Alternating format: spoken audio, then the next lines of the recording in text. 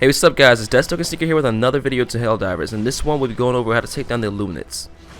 Now the Illuminists are one of the most difficult races in Helldivers, and everyone knows this of course because of their unique twist to just about everything that comes to fighting any enemy in Helldivers.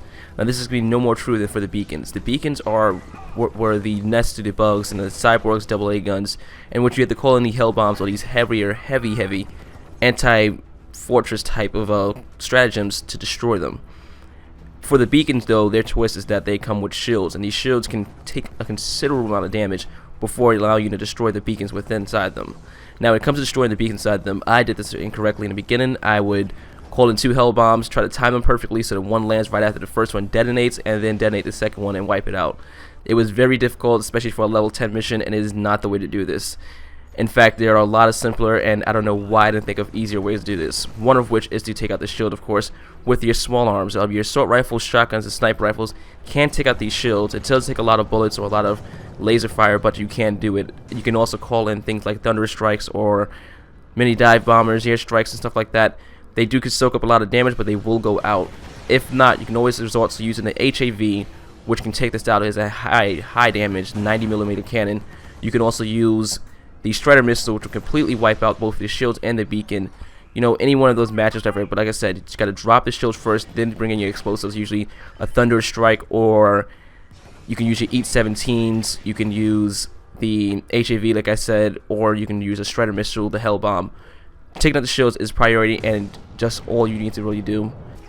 Now things don't get much easier after that. When you're trying to defend these launch pads, where you usually have to activate them and then defend them for a full minute and a half, these can be very difficult when fighting against the Illuminists due to their snipers, who tend to hang out just in the boundaries of the screen and sometimes even beyond them, in which case it can do a lot of damage to these launch pads. These shots do, like I said, a considerable amount of damage, can even one-shot a Helldiver. I've tried to jump in the path of the laser to stop it from destroying the launch pad. It only pierced me and then destroyed the launch pad right after the shot, so I won't advise on doing that as well. That's not a good idea. But yes, look out for these guys. There aren't many ways around them other than going out forth and attacking them, of course. You're being very cautious of the charge up. As the weapon is charging up, of course, it does emit a beam, or it shows its focus of line of sight. Look for that, trace it back to the source, and down that sniper. Now, there are a lot of good stratagems out there, but there's one in particular that I cannot look past when I have to fight the Illuminate, and that is the SH-40 shield pack generator. This thing was designed to fight the Illuminate, in which case it even seems like it's bent off their technology. Using the capabilities of their shields, or I guess you can say the Helldivers shields, whichever one you want to call them, this thing, it really does perform well against the Illuminates, particularly with the Illusionist. The Illusionists, you know, are the big guys that float around on the floating chairs and shoot glowing discs at your face and mind fray you and, you know, things of that nature.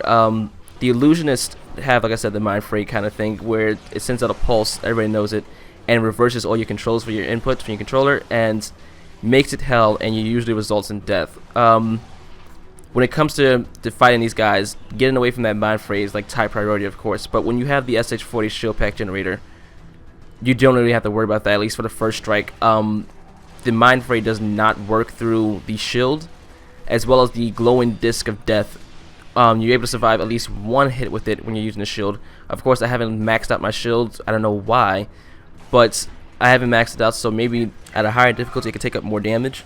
Now, just because you're not fighting the Illusionist does not mean the shield loses its capabilities. When you're fighting the other types, such as the tripods or any other close range or melee units, this shield is still very good at defending against them. For one thing you should worry about is usually the stagger effect when you're hit by a melee unit. If the shield is still active, you will not stagger, as well as the same when you're getting shocked by the tripods, you won't stagger when you get shocked by them, which gives you that chance to move out of the way or to, you know, get some distance between you and the enemy in order to fire back. It gives you that extra second or two of response time.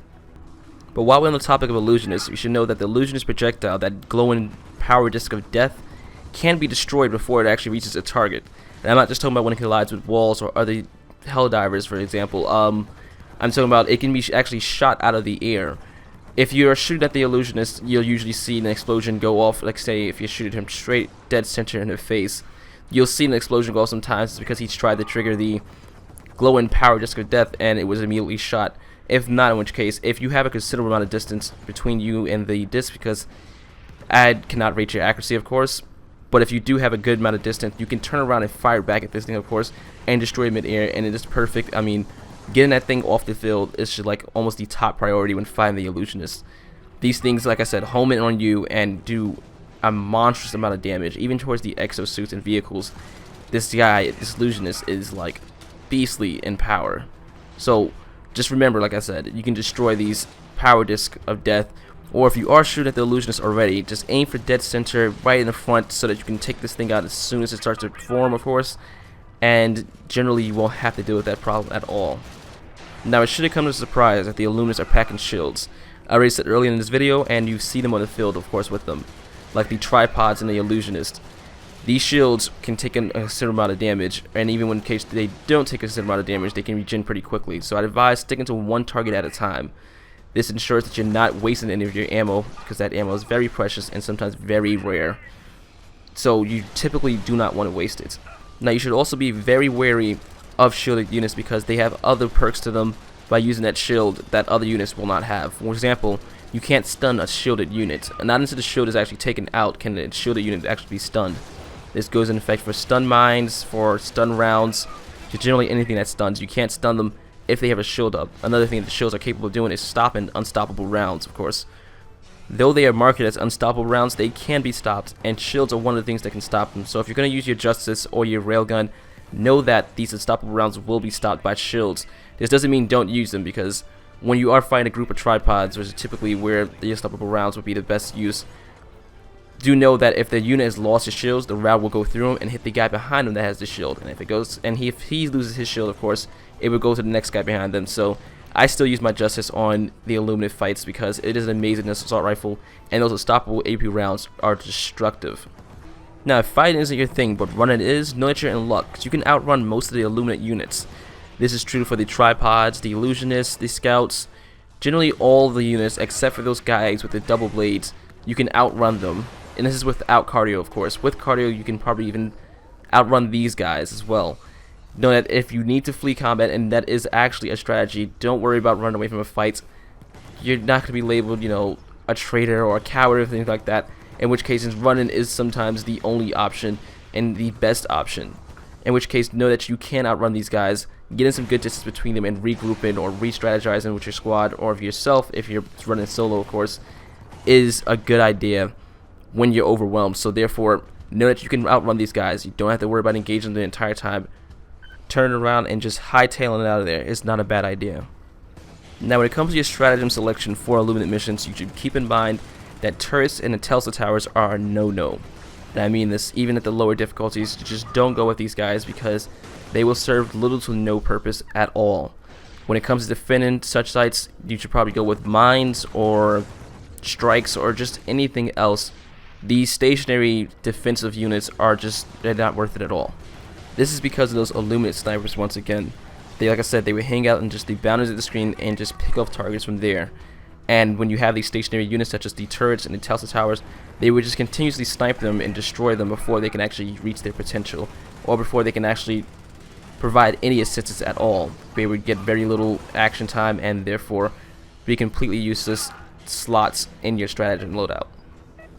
Now, with that being said, you should know that the AT mines are awesome against the Illuminates. Now, the AT mines are, of course, the anti-personal mines at their highest level, so I would recommend leveling this up to get it all the way up there before, of course, using them, because I have not used anti-personal mines in a long time. I mean, I upgraded these things way early in the game, and I have loved them since. Now, the reason why I say these mines are one of the greatest strengths towards the Illuminates is because the Illuminates are mostly very close range and melee units. They only have two ranged units, being that they are the Illusionist and the Snipers, of course. In which case, you can dodge the Snipers, and even the Illusionists like to close in the distance at some point in time in the battle. Know that they have to close that distance, and that gap between you and the Illuminate filled with, let's say, anti-take mines, you can be pretty sure the Illuminates are not going to be around too much longer. So basically, anti-take mines, yes. Stun mines, no, because remember, the shields will block those from affecting those shielded units, so therefore the capabilities are basically halved. In which case, that's not too good at all. Now, another awesome stratagem is the guard dog, of course. Now, and you probably already know, I am in love with this guard dog. It is one of my favorite stratagems, of course, especially when I'm soloing runs, which is what I'm doing 95% of the time. So therefore, This guy is perfect when you're trying to solo the Illuminist because of his capabilities versus the little scouts that like to alarm people.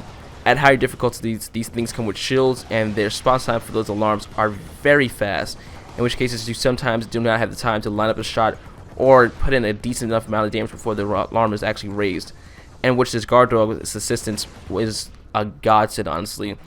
Between his ability to want to pick off these targets by himself, and as well as just give that extra damage that you're trying to put into the little scout thingies, it is really a remarkable and very good strength, or just a very good stratagem versus the Illuminates. Even when you're not fighting off these little scout guys, which is not much of a fight, I mean, they're not armed, but even when you're not engaged with these guys in active combat, it is also a very good thing, because at later levels he does get the AP and stun rounds, and in which case these help when dropping out the shields of the later units, the tripods and such, as well as when his shields are going. Like I said, he's putting in that extra bit of damage, and in solo runs this can really be helpful for you, of course. But just that knowing that that guy's there, putting in extra damage, dropping shields, picking off scouts with you, you know, it's just a perfect kind of solo assistance type drone. So therefore, I do recommend using a guard dog, level him up, and get him out there when fighting the Illuminates. Alright, so this may sound like it's conflicting with what I said earlier, but you can ignore the Aluminous Snipers at some points. They are, like I said, one of the greatest threats out there because of their ability to fire for such range, but at the same time, that charge and build up is a very clear sign that they're about to snipe at you. So if you have no one else on the screen and say you're capturing a capture point, then you can just sit there and just dodge lasers, honestly. I mean, it's up to you, of course, but do know that these guys don't trigger alarms. You don't necessarily have to be running around shooting each one of them that pops up, and for each one of them that's on the screen, it's another enemy that's not on the screen. And like I said, they don't trigger alarms, so there's not too much bad to it. But now, if an alarm does get triggered and other units start to come in, I would advise dispatching these guys quickly as well, because you don't want those guys sniping around while the other guys are running around you. Typically what happens is you get distracted by the other units and a sniper snipes you. And it's usually how you die when they're facing the Illuminates. So just use this at the right moments. And the last tip I have for you today is about the observers. The observers are those scout looking guys. They're little non-lethal drones that fly around the map or zip around the map, the shields later on the higher levels, and just tell people where you are. These guys should be dispatched as fast as possible. Unless another enemy is really pressing on you, you need to drop them like an Illusionist or maybe a tripod to get a little too close. You should be focusing on these guys because they will just continuously bring in a new supply of enemies, and even more difficult enemies, every couple of seconds. I mean, they have one of the fastest respawns to I don't know how to say this, enemy waves, I guess you can say. They have the fastest one, so therefore they call in units a lot faster than cyborgs or the bugs do actually, and they just keep a steady supply of just Illuminates coming straight at you. So you gotta distract these guys as quick as possible, especially since at later levels they have shields. It makes it a lot difficult to shoot them. They do cloak up in the middle of combat, and it makes it a lot harder to find them. So therefore, when you do see them, take these guys out. Don't risk your life to take them out, but do put some emphasis on, you know, you guys are not welcomed on this battlefield. Now guys, that's all the tips I have for right now. I apologize if that was short. I will cover more tips, of course, as I do compile them. I do need a good amount of tips in order to make a video out of it. I'm not going to just drop 3 at a time. So do know that, of course, I am always working on more. I do have other projects lined up for Helldivers, of course, and you will see those as well. Now, if you did like this video, go ahead and hit it with a thumbs up. If you disliked it, go ahead and hit it with a thumbs down. Drop a comment if you have any questions as well. You can click on any one of these tiles right here on the screen to go to the respective videos and check out more videos for the Helldivers, of course.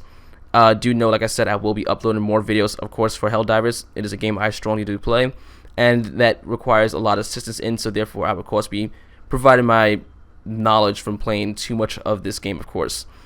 If you want to see these videos when they just pop up, go ahead and subscribe to my channel by clicking that big button right down there, or you can just go to my channel and look for Helldiver videos, because I should have a couple of them up there as well. You can also, if you need to contact me anywhere else, I am also available on Twitter and Google+. All links are in the description.